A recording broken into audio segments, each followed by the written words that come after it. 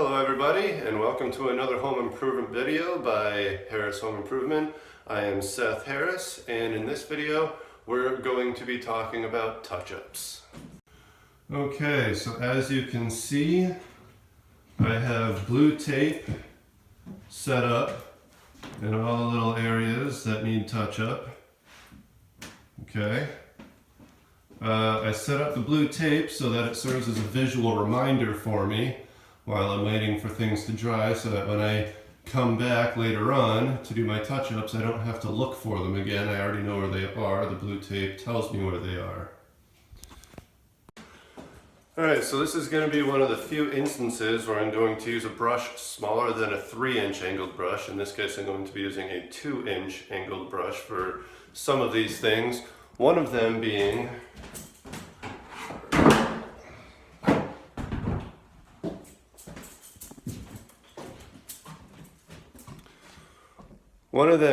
the touch-ups that I need to get in between these crevices on the beads of this particular trim. Now, you can't see it from the camera, but the paint that goes into these crevices, as it dries, it kind of shrinks a little bit and opens up some of these little gaps, these little bubbles in here, which become apparent when you get a little bit closer and doesn't really look all that pretty. So I'm going to try and use my 2-inch brush in this case to try and get a little deeper in there with some paint to fill in those little bubbles. As I go along, I'm just going to remove the blue tape and then touch it up and know that it's done.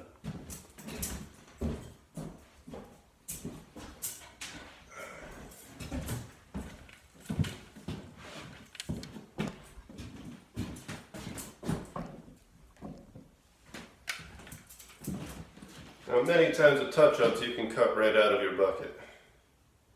I'm not going to waste a liner in my cut bucket or make a cut bucket dirty for a touch-up. That's not going to take all that much time.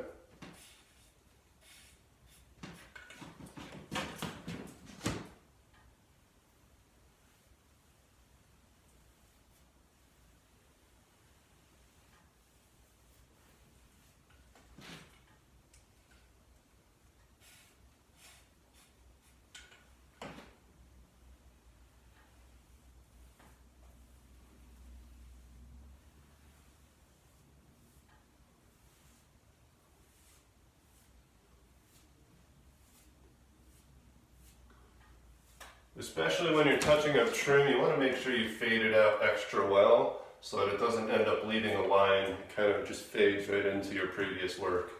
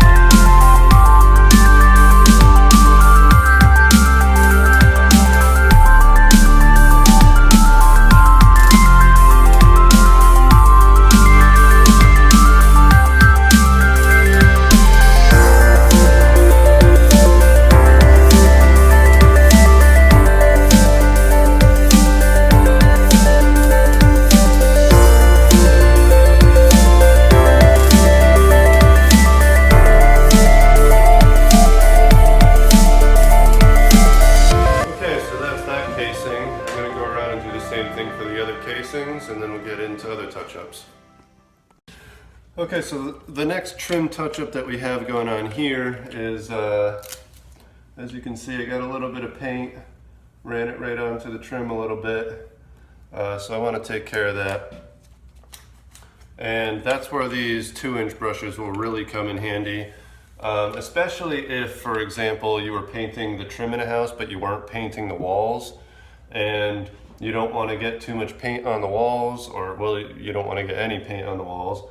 But if you do happen to get a little bit, you can clean it off with your wet rag and 5-in-1.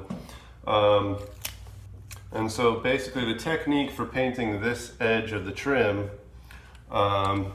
if that's all you were doing, or in a case like this, if you were touching up, you're going to take your brush, put some paint on it, and then wipe off the excess so you have the dry brush.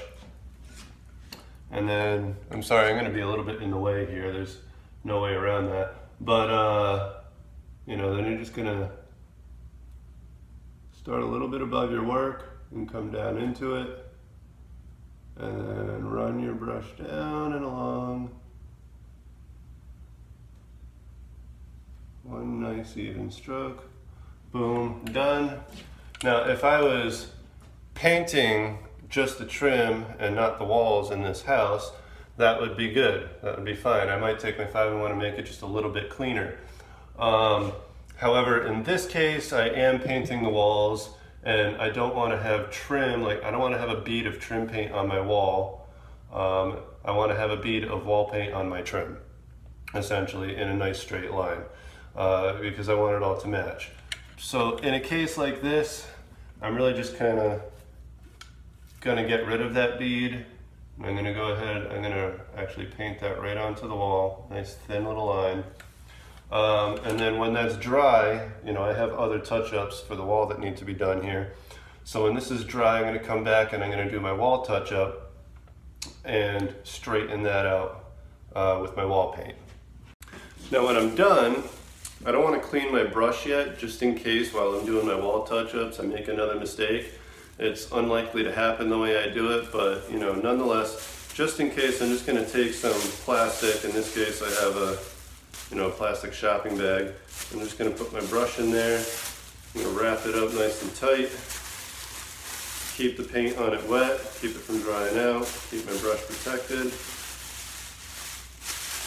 That way, if I end up having to do some more touch-ups, I don't have to clean my brush a second time. I can just clean it once when I'm done with everything and be done with it.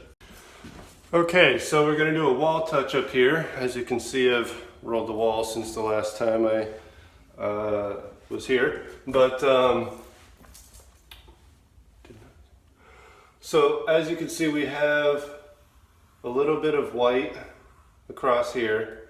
There's not much I can do about the lighting and the shadows. Unfortunately, my shadow's just going to get in the way. But remember that touch-up we did on the trim. So now I have to touch it up on the wall along with my holiday, which was actually right at the bottom of here that I covered over. So it's all going to get hit in once.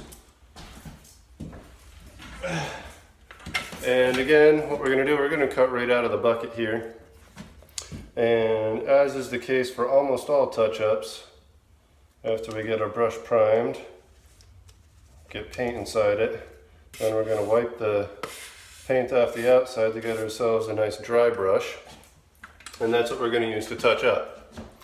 That way we're not worried about creating a bead of paint or having any slobber to deal with, so that we don't have to touch it up again, right?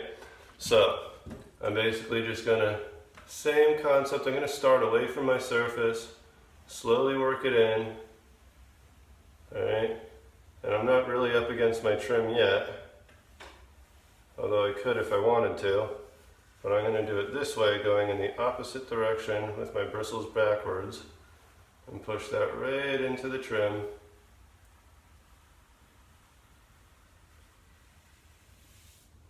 Boom, done, almost. Okay, boom, done.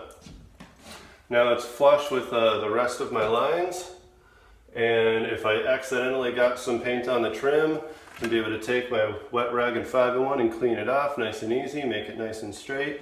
But now, as you can see, it's all uniform all the way up and down, and that's exactly what we want to see. And it's going to be the same for all the other touch-ups that I have to do, which I count 3, which isn't bad. You know, 4 wall touch-ups for a job, it's not bad at all. Okay, now here's an unfortunate reality that does happen occasionally. The wall looks nice and smooth before you paint it, but then after you throw your first coat of paint on, you end up seeing something like this. Now that's not for me. I never compounded there in the first place. I just never noticed it before I painted the wall. This does happen from time to time, and so it needs to be touched up. So basically what I'm going to do is throw some compound over that. And after I throw my compound over this entire wide area, before I put my second coat of paint on this wall, what I'm going to have to do is just spot prime this with some wall paint before I throw my second coat on and let it dry. That way when I roll my second coat on there, what's going to happen is the second coat of paint will actually create roller stipple over the pre-prime paint being there, whereas the first coat of paint that goes on compound is going to dry like flat without any stipple. The second coat, now that paint is there, will dry with stipple, and then it'll blend right into the rest of the wall. You'll never notice it was touched up.